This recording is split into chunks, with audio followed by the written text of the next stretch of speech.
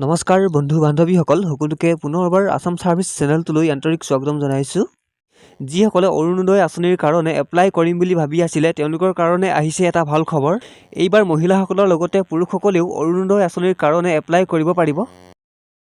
আৰু এই সম্পৰ্কত সবিশেষ জানিবলৈ আপোনালোকে ভিডিঅ'টো স্কিপ নকৰি সম্পূৰ্ণ শেষলৈকে চাই ল'ব। নতুনকৈ প্ৰায় 11 লাখ হিতাধিকাৰীয়ে অৰুণোদয় আঁচনিৰ টকা লাভ কৰিব পাৰিব আৰু প্ৰত্যেকজন ব্যক্তিয়ে প্ৰতি মাহে 1250 টকাকৈ লাভ কৰিব। নতুনকৈ আৰম্ভ কৰা এই অৰুণোদয় আঁচনিখনৰ নাম দিয়া হৈছে অৰুণোদয় 2.0। গতিকে এই অৰুণোদয় 2.0 সম্পৰ্কে মুখ্যমন্ত্ৰীয়ে স্বয়ং কি ঘোষণা কৰিলে এবাৰ গুৰুত্ব সহকাৰে শুনি লওঁ আহক। হিতাধিকাৰীৰ এটা গুৰুত্বপূৰ্ণ দিশ হ'ল যে আগতে এটা কথা আছিলে যে হিতাধিকাৰীজন মহিলা হ'ব লাগিব, যে যিয়ে নহওক কিয় ফেমিলিৰ এগৰাকী মহিলাৰ নামতহে এই টকাটো যাব।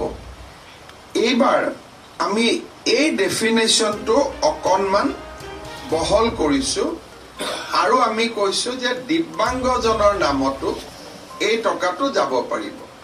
ওৱান ফেমিলি ওৱান অৰুণোদয়, কিন্তু বেংক একাউণ্টটো আগতে কৈছিলোঁ আমি যে অকল মহিলাৰ নামত হ'ব। এইবাৰ আমি কৈছোঁ যে নহয়, যদি ফেমিলিত দিব্যাংগজন আছে বা ট্ৰান্সজেণ্ডাৰ আছে তেওঁলোকৰ নামতো এই অৰুণোদয় হিতাধিকাৰী আমাৰ যাব পাৰি। ডিচি সকলৰ বাবে যিটো ডিছক্ৰিশ্যনাৰী কোটা ৰখা হৈছে, বৃদ্ধাশ্ৰমত যদি বৃদ্ধ আছে, বৃদ্ধা নহয় বৃদ্ধ আছে, আমি বৃদ্ধকো অকল এটা কেটেগৰীত পুৰুষ বাকী পুৰুষ সোমাব। সেই কেটেগৰীটো হ'ল অল্ড এজ হোমত থকা ককাসকল। In that case this Orunodoi can also go to the male members. So' এই পইণ্টটো আপোনালোকে ঠিক কৰিব। But this is only from the quota of deputy commissioner. DLMCয়ে বৃদ্ধাশ্ৰমত থকা ব্যক্তিক দিব নালাগে। That will adjust from the quota of the deputy commissioner. এইবাৰ আৰু এটা বস্তু আমি ইনক্লুড কৰিছোঁ। ধৰক এজন মানুহৰ ঘৰত ট্ৰেক্টৰ আছে, এজন মানুহৰ ঘৰত ইনকামো 3 লাখ টকা হয়, এজন মানুহৰ ঘৰত 4 চকীয়া গাড়ী আছে, কিন্তু মানুহজনৰ ঘৰত চেৰিবেল পালচিৰ এজন পেচেণ্ট আছে, বা মানুহজনৰ ঘৰত থেলাছেমিয়াৰ এটা পেচেণ্ট আছে, হিমোফলিয়াৰ এটা পেচেণ্ট আছে, লেপ্ৰচি পেচেণ্ট আছে, বাট আদাৰ অটিজিম যিটো পেচেণ্ট তেওঁলোক আছে। In that case the economic criteria is waived. Economic criteria তাতে নাথাকিব। আমি তেওঁলোকৰ ফেমিলিক একোটা অৰুণোদয় দিব পাৰিম। ইয়াত এটা এক্সেপশ্যন আছে, সেইটো হ'ল বিধায়কৰ ঘৰত, মন্ত্ৰীৰ ঘৰত এনেকুৱা পেচেণ্ট থাকিলেও তেওঁলোকে নাপাব। চৰকাৰী কৰ্মচাৰী আৰু পেঞ্চনাৰে নাপাব, কাৰণ তেওঁলোকৰ ৰেগুলাৰ ট্ৰিটমেণ্ট তেওঁলোকে গভৰ্ণমেণ্টৰ মেডিকেল ৰিইম্বাৰ্চমেণ্টৰ থ্ৰুদি পাব পাৰে। চ' আদাৰৱাইজ এই বেনিফিটখিনি আমি ইনকাম ক্ৰাইটেৰিয়া নোচোৱাকৈও আমি দিব পাৰিম যদি এই বেমাৰকেইটা কাৰোবাৰ ঘৰত আছে। এটা বস্তু এইবাৰ আমি এটা ইনক্লুড কৰিছোঁ, সেইটো হ'ল 1,26,000 আমি ডেপুটি কমিশ্যনাৰ ডিছক্ৰিশ্যনাৰী কোটা ৰাখিছোঁ। ফাইণ্ডিং ৰুল আছে, সেইটো হ'ল এটা ফেমিলিত এগৰাকীহে অৰুণোদয় হিতাধিকাৰী থাকিব পাৰিব। এই লাইনটো আমি কিয় লিখিছোঁ যে দীনদয়াল পেঞ্চন আৰু বিধৱা পেঞ্চন অৰুণোদয়ত মাৰ্জ হোৱাৰ পিছত হয়তো এখন ফেমিলিত 2টা অৰুণোদয় পাই আছিলে, দীনদয়াল এটাই পাই আছিলে, এগৰাকী অৰুণোদয় পাই আছিলে। এতিয়া 2টা মাৰ্জ হৈ এটা হ'ব।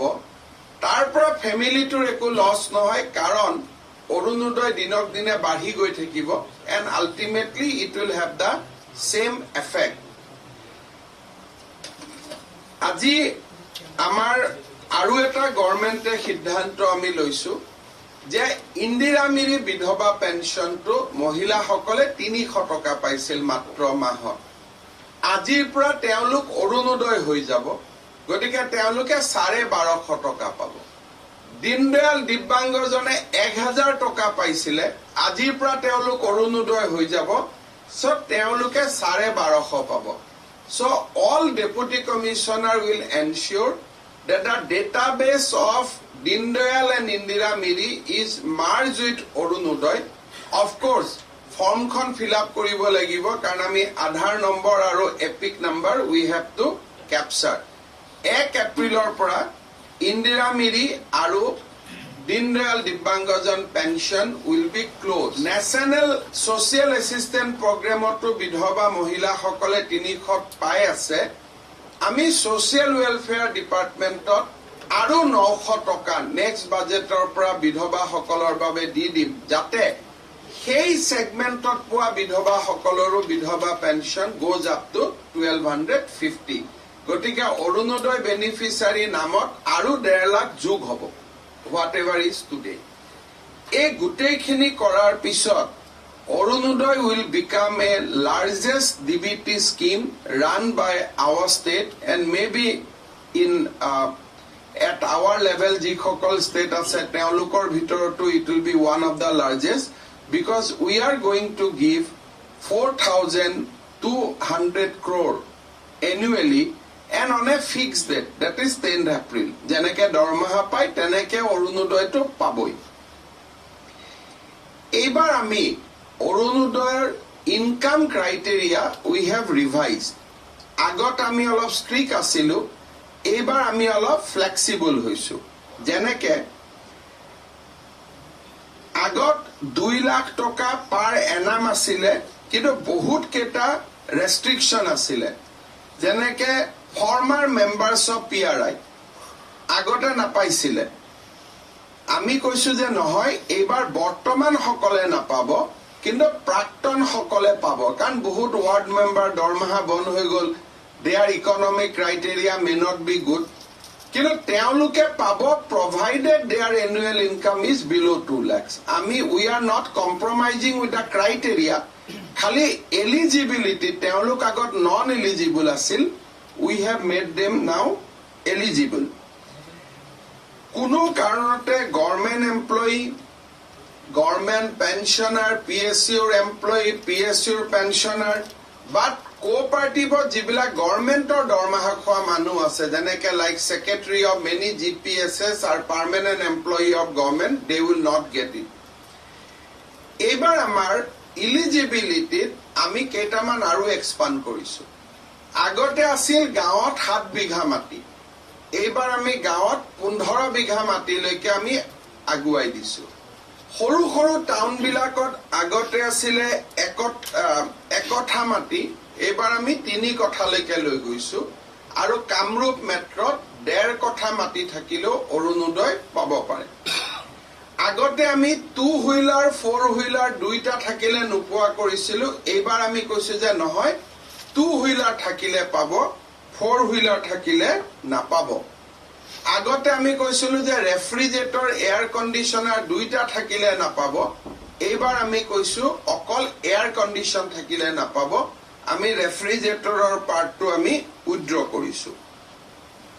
এতিয়া আৰু এটা আমাৰ ইয়াতে ডাঙৰ ক্ৰাইটেৰিয়া এটা হ'ল কি যে tractor is also a vehicle. কিন্তু ট্ৰেক্টৰৰ তেওঁৰ মালিক হলে নাপাব. কিন্তু যদি সেলফ হেল্প গ্ৰুপ হিচাপত ট্ৰেক্টৰখন কিনিছে, owner is a self help group member, তেওঁৰ ঘৰত ট্ৰেক্টৰখন আছে, তেওঁ কিন্তু পাব কাৰণ সেই ট্ৰেক্টৰখন তেওঁৰ নহয়, it is own by a cooperative society or by a self help group. এতিয়া মই পাব কোনে কলো, কিন্তু আপোনালোকে যদি এনেকুৱা কৰে যে 3 বিঘা মাটি পোৱা মানুহ এজনে পোৱা নাই 15 বিঘা জনক দিছে, so it will be not like that. ই এটা ফ্লো কৰিব, এখন চাৰ্টৰ দৰে হি ফ্লো কৰিব. প্ৰথমতে কোনে পাব, দ্বিতীয়ত কোনে পাব, তৃতীয়ত কোনে পাব. আপুনি ৱেটিং লিষ্টৰ মানুহ এজনক মেৰিট লিষ্টত লৈ আহিব নোৱাৰে. It has to go according to A flow. এটা ৱাটাৰ ফ্লো চিষ্টেমত এটা যাব. তাত প্ৰথম অৰুণোদয় পোৱাৰ কোন যোগ্য, সেইটো হ'ল বিধৱা মহিলা,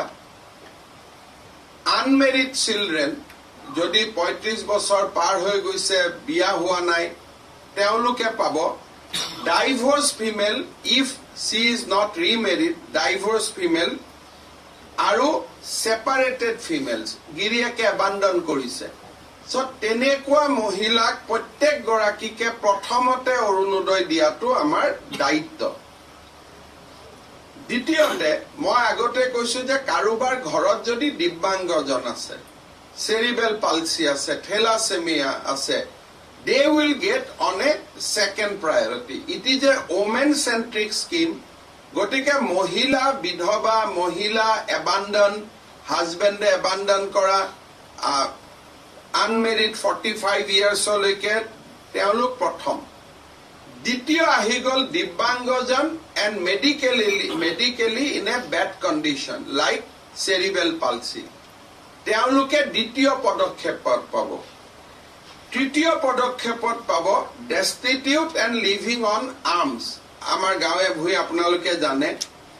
তাৰ ফৰ্থ ক্ৰাইটেৰিয়া যোনে কেঁচা ঘৰত থাকে, গাঁৱত এটা পাকা ঘৰ এটা আছে, এটা কেঁচা ঘৰ আছে। পকা ঘৰতে পাব পাৰে যদি তেওঁৰ আগৰ ক্ৰাইটেৰিয়া মিলে, কিন্তু পকাটোৱে পোৱাৰ আগতে কেঁচাটোৱে পাই ল'ব লাগিব। আৰু